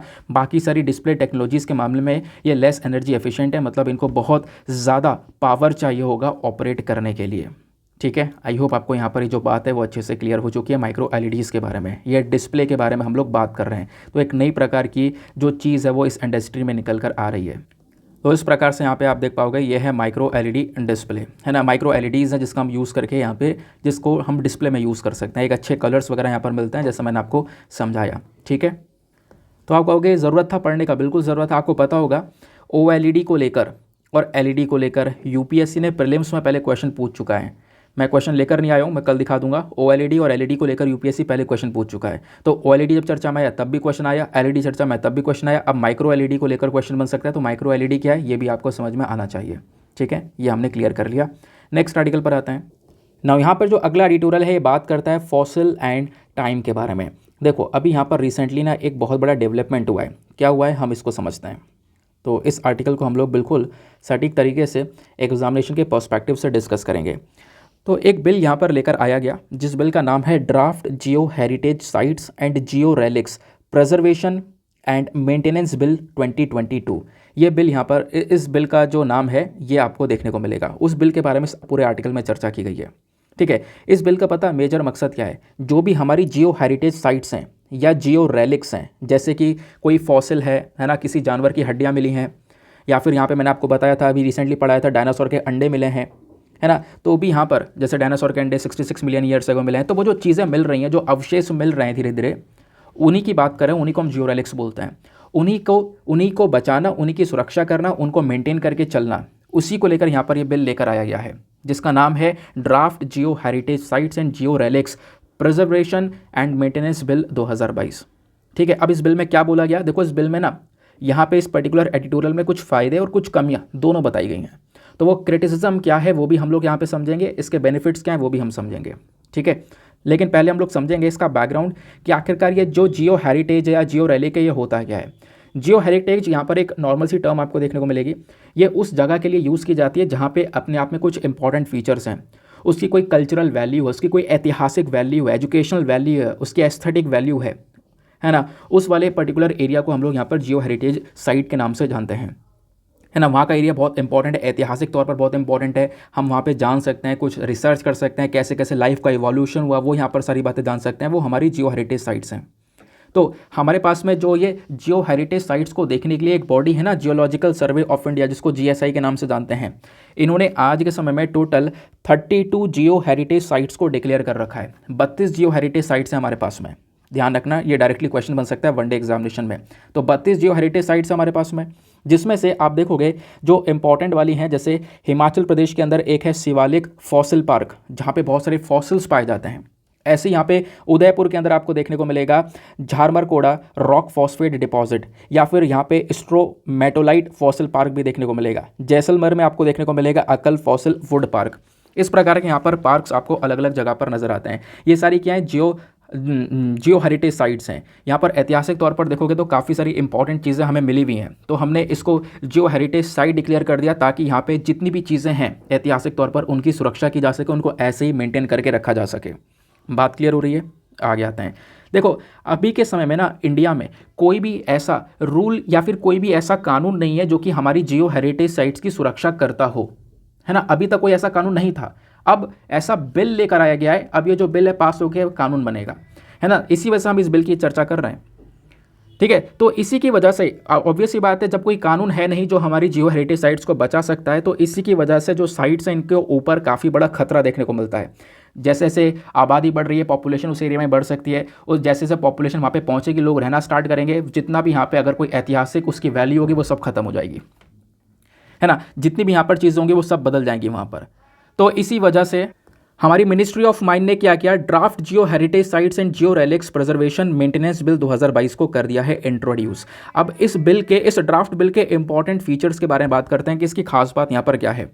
सबसे पहली बात यहाँ पर, ये जो बिल है ना, ये हमारी सेंट्रल गवर्नमेंट को, केंद्र सरकार को पावर देता है कि वो किसी भी स्थल को, किसी भी जगह को, या फिर आप कह सकते हो जो भी हमारी जियो हेरिटेज साइट है उसको यहाँ पर वो नेशनल इंपॉर्टेंस का दर्जा दे सकते हैं। दूसरा, तो जियो हेरिटेज साइट डिक्लेयर करने की पावर हमारी सेंट्रल गवर्नमेंट के पास में आ जाती है, केंद्र सरकार के पास में आ जाती है इस पर्टिकुलर बिल के तहत। दूसरा यहाँ पे बोला जा रहा है जितनी भी जियो हेरिटेज साइट्स हैं यहाँ पर कुछ इंपॉर्टेंट फीचर्स होने चाहिए, उसका एक सिग्निफिकेंस होना चाहिए, कोई नेचुरल रॉक स्कल्पचर या जियो रेलिक्स होनी चाहिए, है ना। बाकी ये चीज़ें क्या होती हैं अभी हमने थोड़ी देर पहले डिस्कस किया। दूसरा यहाँ पे बोला जाता है कि जितने भी जियो हेरिटेज साइट्स हैं इनकी प्रोटेक्शन की जब बात करते हो तो इस बिल में क्या बोला गया, जब सुरक्षा की बात आएगी इन जगह की, तो वो सुरक्षा करने की भी पावर जो है हमारी सेंट्रल गवर्नमेंट के पास में, केंद्र सरकार के पास में सारी पावर होंगी। वो किसी भी जियो हेरिटेज साइट्स को मेंटेन करने के लिए, उसको बचाने के लिए, या फिर उसके लिए कोई ज़मीन यहाँ पर एक्वायर करनी है, तो वो सारी की सारी पावर्स हमारी केंद्र सरकार के पास में देखने को मिलेंगी। प्लस उसके बाद जियोलॉजिकल सर्वे ऑफ इंडिया का भी एक बहुत बड़ा काम होगा। ये जो बॉडी है इसके जो डायरेक्टर जनरल हैं, है ना, जो जियोलॉजिकल सर्वे ऑफ इंडिया के डायरेक्टर जनरल होंगे, इनको यहाँ पे पावर दी जाएंगी इन सब पर्पज़ के लिए। जैसे यहाँ पे मान लो कोई एरिया है, वहाँ पे सर्वे करना है ना, सर्वे कराया जाएगा तभी यहाँ पर उसको घोषित किया जाएगा कि वो जियोलॉजिकल हेरिटेज साइट है। या वहाँ पे खुदाई करनी है, एक्सकेवेशन करना है, वहाँ पे कुछ चीज़ें मिलती हैं तो उसके बेसिस पर हम उसको जियोलॉजिकल सर्वे आप कह सकते हो हेरिटेज साइट बोलेंगे। तो ये जो पावर्स हैं यानी कि सर्वे और एक्सकेवेशन करने की पावर्स है वो सारी की सारी डायरेक्टर जनरल को दे दी जाती हैं। तो डायरेक्टर जनरल का एक मेजर रोल होने वाला है हमारे जियोलॉजिकल हेरिटेज साइट्स के अंदर में, ऐसा यहाँ पे बोला गया। दूसरा इसके अंदर मेंशन किया गया है कंस्ट्रक्शन जो होगा इन साइट्स के ऊपर वो पूरी तरह से बैन कर दिया जाएगा, है ना। जो भी यहाँ पे साइट्स होंगी वहाँ पे कोई कंस्ट्रक्शन वगैरह नहीं किया जाएगा। फिर बोला गया इस बिल के अंदर में जितने भी हमारे जियो रेलिक्स हैं उनकी हम सुरक्षा करेंगे। हमारी सेंट्रल गवर्नमेंट क्या करेगी, वो डिक्लेयर कर सकती है कि एक जियो रेलिक है, मान लो कोई एक हड्डी मिली या कुछ भी मिला है हम लोग को, तो वो हम लोग एक जगह से दूसरी जगह पर मूव नहीं कर सकते, है ना। और इवन जब तक डायरेक्टर जनरल की परमिशन नहीं मिलेगी तब तक तो हम कहीं पे भी मूव नहीं कर सकते, ये आप कह सकते हो। तो डायरेक्टर जनरल का एक बहुत बड़ा रोल है, डायरेक्टर जनरल ही यहाँ पर सारे के सारे अप्रूवल देने का काम करेंगे। जो जियोलॉजिकल सर्वे ऑफ इंडिया के डायरेक्टर जनरल है ना, इन्हीं को यहाँ पे ज़्यादातर पावर्स मिल रही हैं, वही यहाँ पर इस चीज़ के बारे में बताएंगे। तो सेंट्रल गवर्नमेंट भी यहाँ पर किसी भी जियो रेलिक को, कोई भी हम लोग को चीज़ मिलती है ना वहाँ पे, तो उसको कहीं से, उस स्थान से हम लोग दूसरी जगह पर मूव नहीं कर सकते जब तक डायरेक्टर जनरल की हमें परमिशन नहीं मिल जाती है। बाकी यहाँ पे बोला गया कि अगर कोई ये सारी चीज़ें नहीं मानता है तो उसके लिए यहाँ पे इसको अपराध घोषित किया गया है और उसके ऊपर पेनल्टीज़ वगैरह चार्ज की जाएंगी। मान लो यहाँ पर इस बिल के अंदर में क्या क्या अपराध बताया गया है कि मान लो कोई एक जियो हेरिटेज साइट है, वहाँ पे उसको डिस्ट्रक्ट करना, उसका मिसयूज़ करना या इलीगल तरीके से वहाँ पे कंस्ट्रक्शन करना, उस एरिया को डैमेज करना, बर्बाद करना, है ना। इलीगल तरीके से जो जियो रेलिक मिला है या जियो रेलिक वहाँ पर स्थित है उसको इधर से उधर हटाना, तो वो सारे के सारे ऑफेंसेस हैं। और अगर यहाँ पे अपराध करता है कोई व्यक्ति तो यहाँ पर उसको पनिशमेंट दी जाएगी, 5 लाख रुपए तक का उसके ऊपर जुर्माना हो सकता है, प्लस यहाँ पे 6 महीने की जेल हो सकती है, या फिर जुर्माना जेल दोनों यहाँ पर उसके ऊपर लागू किया जा सकता है। ये बात क्लियर हो गई। फिर बात आती है इस बिल के क्रिटिसिज्म की। इस बिल के अंदर कुछ आलोचना भी की गई है। पहली बात, क्रिटिक्स ने क्या बोला है, उन्होंने आर्ग्यू ये किया है कि चलो सही है, बिल आप लेकर आए हो, बात करता है प्रोटेक्शन की, सही है, लेकिन आप क्या कर रहे हो, सारी की सारी जो पावर्स हैं वो डायरेक्टर जनरल के हाथ में दे रहे हो। तो डायरेक्टर जनरल के हाथ से पावर्स को थोड़ा सा और ज़्यादा किसी और लोगों के हाथ में भी होनी चाहिए, बट एक ही पर्सन के पास में मेजॉरिटी ऑफ पावर्स यहाँ पे नज़र आ रही हैं। क्रिटिक्स ने यहाँ पर इसके अलावा सजेशन दिया है। इन्होंने ये बोला है कि हमें ज़रूरत होगी एक बहुत बड़ी कमेटी की, एक्सपर्ट्स की एक बड़ी कमेटी बनाओ, है ना, उनकी यहाँ पे आवश्यकता पड़ सकती है। सारी पावर्स यहाँ पर डायरेक्टर जनरल के हाथ में देना सही नहीं होगा, ठीक है, तो ये बात यहाँ पे क्रिटिक्स का कहना है। बाकी जियोलॉजिकल सर्वे ऑफ इंडिया के बारे में थोड़ी बहुत बातें जान लो, इंपॉर्टेंट है। सबसे पहला, ये जो बॉडी है ये हमारी आप कह सकते हो कि मिनिस्ट्री ऑफ माइंस के अंडर में आती है। इसको 1851 में बनाया गया था और इसका मेन काम क्या है, जितने भी कोल डिपॉजिट हैं वो सब यहाँ पर फाइंड करने का इसका मेन काम था। 1851 में बनाया गया था, बाद में इसके काम जो है वो काफ़ी ज़्यादा बढ़ जाते हैं। इसका हेडक्वार्टर कोलकाता प्लस इसके 6 अलग अलग छोटे छोटे रीजनल ऑफिस भी देखने को मिलते हैं। ठीक है, तो आई होप आपको ये जो बात है बहुत अच्छे से क्लियर हो चुकी है, किस प्रकार से यहाँ पर ये जो बिल है वो हम लोगों ने यहाँ पर समझा है ना, इस बिल के प्रोविजंस क्या हैं वो हम लोगों ने समझा, कैसे यहाँ पे हम बचा सकते हैं अपने इनसाइट्स को वो यहाँ पे हमने समझा। नाउ नेक्स्ट आर्टिकल पर आते हैं। अगला आर्टिकल हमारा बात करता है यहाँ पर ये वाला, ये बात करता है किस चीज़ के बारे में, इन्फ्लेशन के बारे में, महंगाई के बारे में। तो बोला ये जा रहा है कि पिछले कुछ समय में जब हम लोग इन्फ्लेशन को ट्रैक करते हैं तो देखो ज़्यादातर हम लोग रिटेल इन्फ्लेशन और होलसेल इन्फ्लेशन की बात करते हैं। हर महीने ये डेटा आता है कि हर महीने किस प्रकार से महंगाई देखने को मिली है। तो इसमें जो हमारा अब की बार होलसेल इन्फ्लेशन है, ठीक है ना, होलसेल इन्फ्लेशन मतलब महंगाई की तो बात कर रहे हैं, लेकिन जब हम लोग बल्क में इकट्ठा ढेर सारे सामान को, थोक में सामान को परचेज करते हैं तो उस सामान के जब प्राइसेस में ऊपर नीचे होता है उसको हम लोग होलसेल इन्फ्लेशन बोलते हैं। तो होलसेल इन्फ्लेशन क्या हुआ है, अब की बार जनवरी में थोड़ा कम हो गया है। जनवरी के महीने का डेटा आया है 4.7% ये होलसेल इन्फ्लेशन पहुंच गया है, जबकि पिछले साल दिसंबर 2022 में ये होलसेल इन्फ्लेशन 4.95% के आसपास था। फिर अगर हम लोग बात करें रिटेल इन्फ्लेशन की, तो रिटेल इन्फ्लेशन थोड़ा सा बड़ा है। जनवरी में रिटेल इन्फ्लेशन 6.52% के आसपास पहुंच गया, जो कि काफ़ी ज़्यादा है। और रिटेल इन्फ्लेशन ही हमारे लिए सबसे इंपॉर्टेंट होता है, इसकी काउंटिंग मैटर करती है, ठीक है। लेकिन अगर हम लोग रिटेल इन्फ्लेशन का दिसंबर वाला डेटा देखें तो दिसंबर 2022 में जो रिटेल इन्फ्लेशन है ये काफ़ी ज़्यादा कम था। बोला यहाँ पर ये जा रहा है कि 4.2% के आसपास पहुँच चुका था, बहुत ज़्यादा डाउन पहुँच चुका था। बट अभी के समय में ये जनवरी के महीने में, जनवरी 2023 में ये वापस से बढ़ चुका है 6.52% के आसपास यहाँ पर ये हमारा रिटेल इन्फ्लेशन पहुँच चुका है। तो मैंने जैसा बताया कि हर महीने डेटा आता है, हर महीने आर्टिकल आते रहते हैं, तो अब सवाल ये उठता है इसमें पढ़ना क्या होगा। ये चीज़ें आपको बिल्कुल भी याद नहीं रखनी है, हर महीने चेंज होता रहता है, तो ये चीज़ें आपसे कहीं भी नहीं पूछी जाएंगी। इसके अलावा आप ये ज़रूर पढ़ सकते हो इन्फ्लेशन के बारे में, महंगाई होती क्या है, महंगाई को लेकर ये CPI WPI क्या होता है, होलसेल रिटेल इन्फ्लेशन क्या होता है, इनको कौन लेकर आता है, कैसे काउंटिंग होती है, ये चीज़ आप लोग ज़रूर से जांच कर सकते हो। और यहीं से क्वेश्चन बनता है, चलो मैं आपको बताता हूँ कैसे क्वेश्चन बनता है, ठीक है ना। तो इन्फ्लेशन क्या होता है, देखो सिंपल सी बात है, महंगाई की बात करें, अगर सिंपल डेफिनेशन लिखनी भी हो तो rise in the price of goods and services वो हमारा इन्फ्लेशन कहलाता है। जब जो गुड्स एंड सर्विसेज हैं उसका दाम बढ़ जाए तो महंगाई कहलाती है, इन्फ्लेशन होता है वो, है ना। अब इन्फ्लेशन को मेजर कैसे किया जाता है, देखो अलग अलग तरीके से मेजर किया जाता है। प्राइमरीली दो तरीके हैं, एक होता है होलसेल प्राइस इंडेक्स WPI, दूसरा होता है CPI यानी कि कंज्यूमर प्राइस इंडेक्स। तो यहाँ पर होलसेल प्राइस और कंज्यूमर प्राइस इंडेक्स के बीच में क्या डिफरेंस है इसको समझते हैं, क्योंकि यही दो तरीके हैं जिससे हम महंगाई को मेजर कर सकते हैं।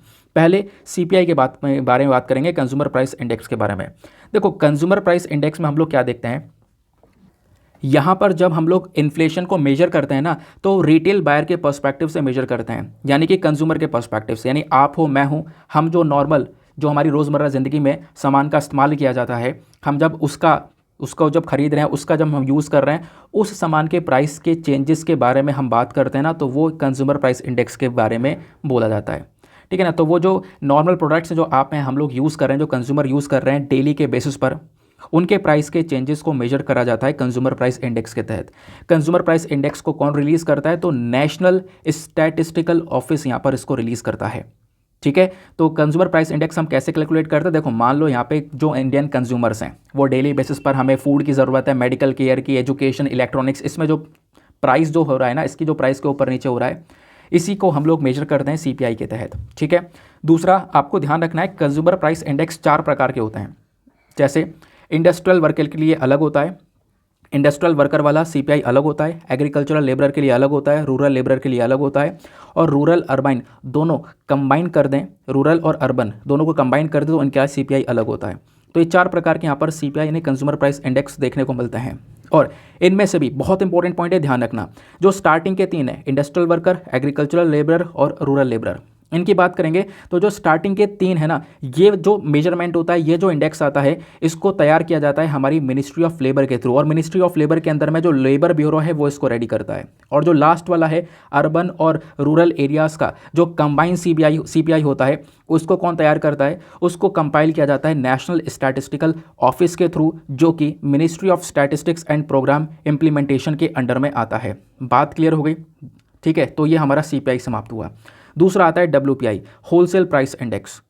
सीपीआई में हम क्या देख रहे थे? जब एक पर्टिकुलर कंज्यूमर के बेसिस पर जब हम लोग उसको मेजर कर रहे हैं, होलसेल में क्या करेंगे? जब थोक के सामान को हम मेजर करेंगे, थोक में बल्क में जब इकट्ठा सामान खरीदा बेचा जा रहा है ना, तो उसके प्राइस के अंदर जो चेंजेस हो रहे हैं, जब उसको मेजर करा जाता है तो वो डब्ल्यूपीआई के तहत, यानी होलसेल प्राइस इंडेक्स के तहत किया जाता है।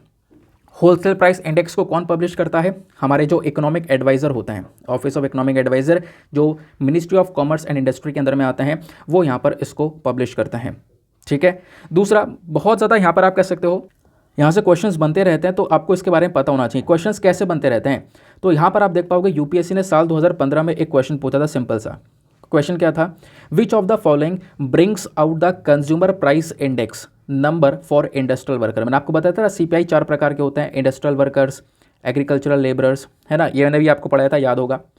तो यहाँ पे पूछा गया जो सीपीआई फॉर इंडस्ट्रियल वर्कर्स है, सीपीआई फॉर इंडस्ट्रियल वर्कर्स, इसको कौन तैयार करता है?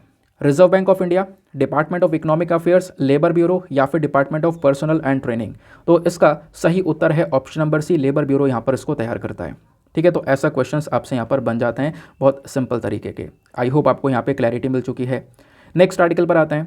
अगले आर्टिकल में महर्षि दयानंद जी के बारे में चर्चा की गई है। जो ये महर्षि दयानंद जी हैं ना, अभी चर्चा में है काफ़ी ज़्यादा, तो आपको इनके बारे में कुछ इंपॉर्टेंट पॉइंट्स पता होने चाहिए, क्योंकि एग्जामिनेशन में क्वेश्चन आपसे यहाँ पर बन जाता है। चलो पहले हम समझते हैं कि आखिरकार ये क्यों है चर्चा में। दयानंद सरस्वती के बारे में जब हम लोग बात करते हैं, तो हमारे जो पीएम मोदी हैं वो जल्द ही क्या करने वाले हैं कि एक जो सेलिब्रेशन है इनकी बर्थ एनिवर्सरी को लेकर उसका उद्घाटन करने वाले हैं। ध्यान रखना, अभी यहाँ पे क्या होने वाला है, महर्षि दयानंद सरस्वती जी की जो 200 बर्थ एनिवर्सरी है ना, इसको मनाया जा रहा है। इसके सेलिब्रेशन का उद्घाटन पीएम मोदी कर रहे हैं, इस वजह से यहाँ पर ये चर्चा में है। तो आपको इनके बारे में, दयानंद सरस्वती जी के बारे में एक एक बात पता होनी चाहिए। ये सेलिब्रेशन का उद्घाटन कहाँ पे हो रहा है? दिल्ली के अंदर में, इंदिरा गांधी इंडोर स्टेडियम के अंदर में।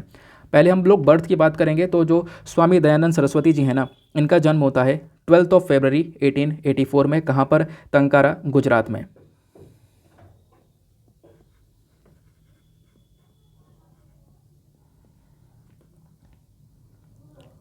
सॉरी, बीच में ऐसा लगा जैसे साउंड रुक सा गया था, थोड़ा लैग कर रहा था।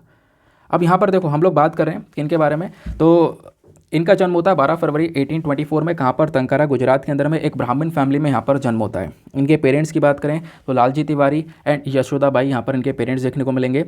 दूसरा, इनका जो पहले नाम था ना, वो था यहाँ पर मूल शंकर तिवारी, क्योंकि यहाँ पर ये मूल नक्षत्र में पैदा हुए थे, तो पहले यहाँ पर इनका नाम ये देखने को मिला करता था। दयानंद जी के जो व्यू हैं, जो इनके पॉइंट ऑफ व्यूज़ थे, जो इनकी सोच थी, वो काफ़ी सारे अलग अलग वर्क में पब्लिश की गई है। और इनका खुद का यहाँ पर एक फेमस वर्क है जिसको हम लोग बोलते हैं सत्यार्थ प्रकाश। ठीक है ना, Satyarth Prakash the true exposition. उसके अंदर इनके जो व्यूज़ हैं वो देखने को मिलेंगे। इनका जो कंट्रीब्यूशन, इनका जो योगदान है हमारे समाज के प्रति, वो काफ़ी ज़्यादा है। सबसे पहली बात, इंडियन फिलोसोफर थे, सोशल लीडर थे, और वेरी इंपॉर्टेंट, आर्य समाज के फाउंडर थे। ऐसे क्वेश्चन आपसे बन सकते हैं। तो मेजरली यहाँ पर आर्य समाज के फाउंडर भी हैं हमारे सरस्वती जी। देन उसके बाद में यहाँ पे आर्य समाज की बात करें तो आर्य समाज बेसिकली एक रिफॉर्म मूवमेंट था, वैदिक धर्म का एक रिफॉर्म मूवमेंट आपको देखने को मिलेगा। उसके बाद ये एक सॉल्फ टॉट मैन थे, एक बहुत बढ़िया लीडर यहाँ पर देखने को मिलते हैं। इनका जो इम्पैक्ट था सोसाइटी के ऊपर वो काफ़ी ज़्यादा पड़ा है। जो पहला आर्य समाज का जो यूनिट है, इन्होंने पहली बार जो सेटअप किया था वो इनके थ्रू किया गया था मुंबई के अंदर में, जो कि पहले बॉम्बे के नाम से जाना जाता था। 1875 में इसको सेटअप किया गया था आर्य समाज के पहले यूनिट को। बाद में आर्य समाज का जो हेडक्वार्टर है वो एस्टेब्लिश किया गया लाहौर के अंदर में। पहले सब इंडिया था, आपको पता है, तो वहाँ पे लाहौर में यहाँ पर इसको एस्टेब्लिश किया गया था।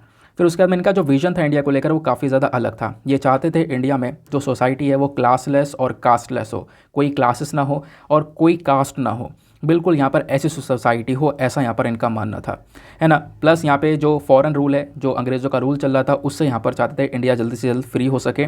तो इन चीज़ों के ऊपर इनका एक मेजर फोकस था। प्लस यहाँ पे बोला जाता है कि इन्होंने बहुत सारी इंस्पिरेशन ली है वेदास से। जो वेदास हैं वो यहाँ पर पढ़े हैं, उन वेद से काफ़ी सारी इंस्पिरेशंस यहाँ पर इन्होंने ली है।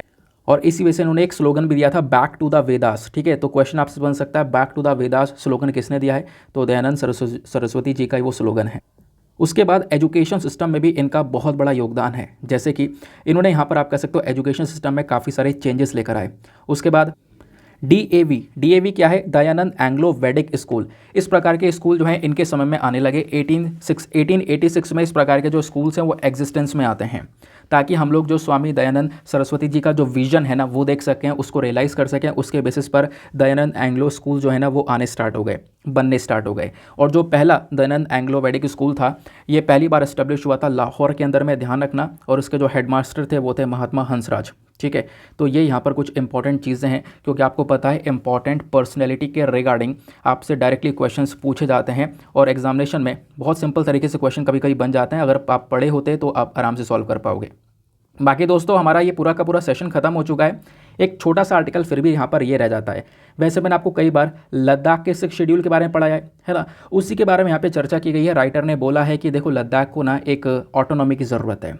वो ऑटोनॉमी यानी कुछ पावर्स की ज़रूरत है, अपने हिसाब से डिसीजन ले सकें, लॉज बना सकें, है ना, जैसे यहाँ पर 6ठे शेड्यूल के अंदर में होता है बाकी सारे स्टेट्स के पास में। तो मैं आपको समझाऊंगा, डोंट वरी, ऐसा नहीं है मैं कवर नहीं करूंगा। वैसे मैं पढ़ा चुका हूं पहले, मैं आपको बताऊंगा इसके बारे में, कल मैं आपको बताऊंगा। ठीक है, वीडियो काफ़ी ज़्यादा ऑलरेडी लेंथी हो चुका है। कुछ टेक्निकल इशू आज हो रहा था यार, जिसकी वजह से जो वीडियो है काफ़ी डिले हो गया है, लेकिन कोई बात नहीं। आपका वीडियो एकदम अच्छा मिलना चाहिए, है ना, काम का मिलना चाहिए, आपके पास में प्रॉपर नोट्स तैयार होने चाहिए, वो ज़्यादा मैटर करता है। ठीक है, तो एक आर्टिकल है अपना, उसको हम कल डिस्कस कर लेंगे, कल नहीं तो परसों, जिस दिन आर्टिकल कम होंगे उस दिन यहाँ पे हम उसको इंक्लूड कर लेंगे। बहुत सिंपल सा है, हम पहले कवर कर चुके हैं कई बार, तो मैं आपको बता दूंगा, डोंट वरी। उसके बाद में हम लोग बात करेंगे अपने प्रीलिम्स वाले क्वेश्चन की। तो क्वेश्चन ये था, जो पर्टिकुलरली वल्नरेबल ट्राइबल ग्रुप है, इसको लेकर 4 स्टेटमेंट है, बताओ कौन सा सही स्टेटमेंट है। यहाँ पे पता है एक ट्रिक थी, क्या ट्रिक थी? आप थर्ड वाला स्टेटमेंट को देखो, बोला यह है कि क्या 95, मतलब यहाँ पे बोला, ये थर्ड स्टेटमेंट बोला गया है कि 95 हमारे पास में पर्टिकुलरली वल्नरेबल ट्राइबल ग्रुप है। क्या ऐसा है क्या? नहीं, आपको पता है 75 है, हमने कई बार पढ़ रखा है। 75 पर्टिकुलरली वल्नरेबल ट्राइबल ग्रुप्स हमारे देश में देखने को मिलते हैं। तो थर्ड वाला स्टेटमेंट गलत है, ये तो आपको पता है। अब आप ऑप्शन को देखो, जब आप ऑप्शन में देखते हो ना, तो option A B C D को देखोगे तो ए वाले के अंदर तीसरा वाला स्टेटमेंट बोला गया तो गलत है ये। दूसरे वाले बी वाले में तीसरा स्टेटमेंट है, गलत है ये। सी वाले में नहीं है, लेकिन डी वाले में भी तीसरा स्टेटमेंट है, तो ये भी गलत है। तो इसमें सी वाले में थर्ड स्टेटमेंट नहीं है, ये हमारा सही है। अगर एक पॉइंट भी आपको पता होता पर्टिकुलरली वल्नरेबल ट्राइबल ग्रुप के बारे में, तो आप इस प्रकार से यहाँ पर इसको हैंडल कर सकते थे। ठीक है, नाउ इसी के साथ में करते हैं हम लोग अपने लेक्चर को समाप्त और मिलते हैं आपसे अगले वीडियो में। आज के लिए bye bye, have a nice day, thank you and Jai Hind.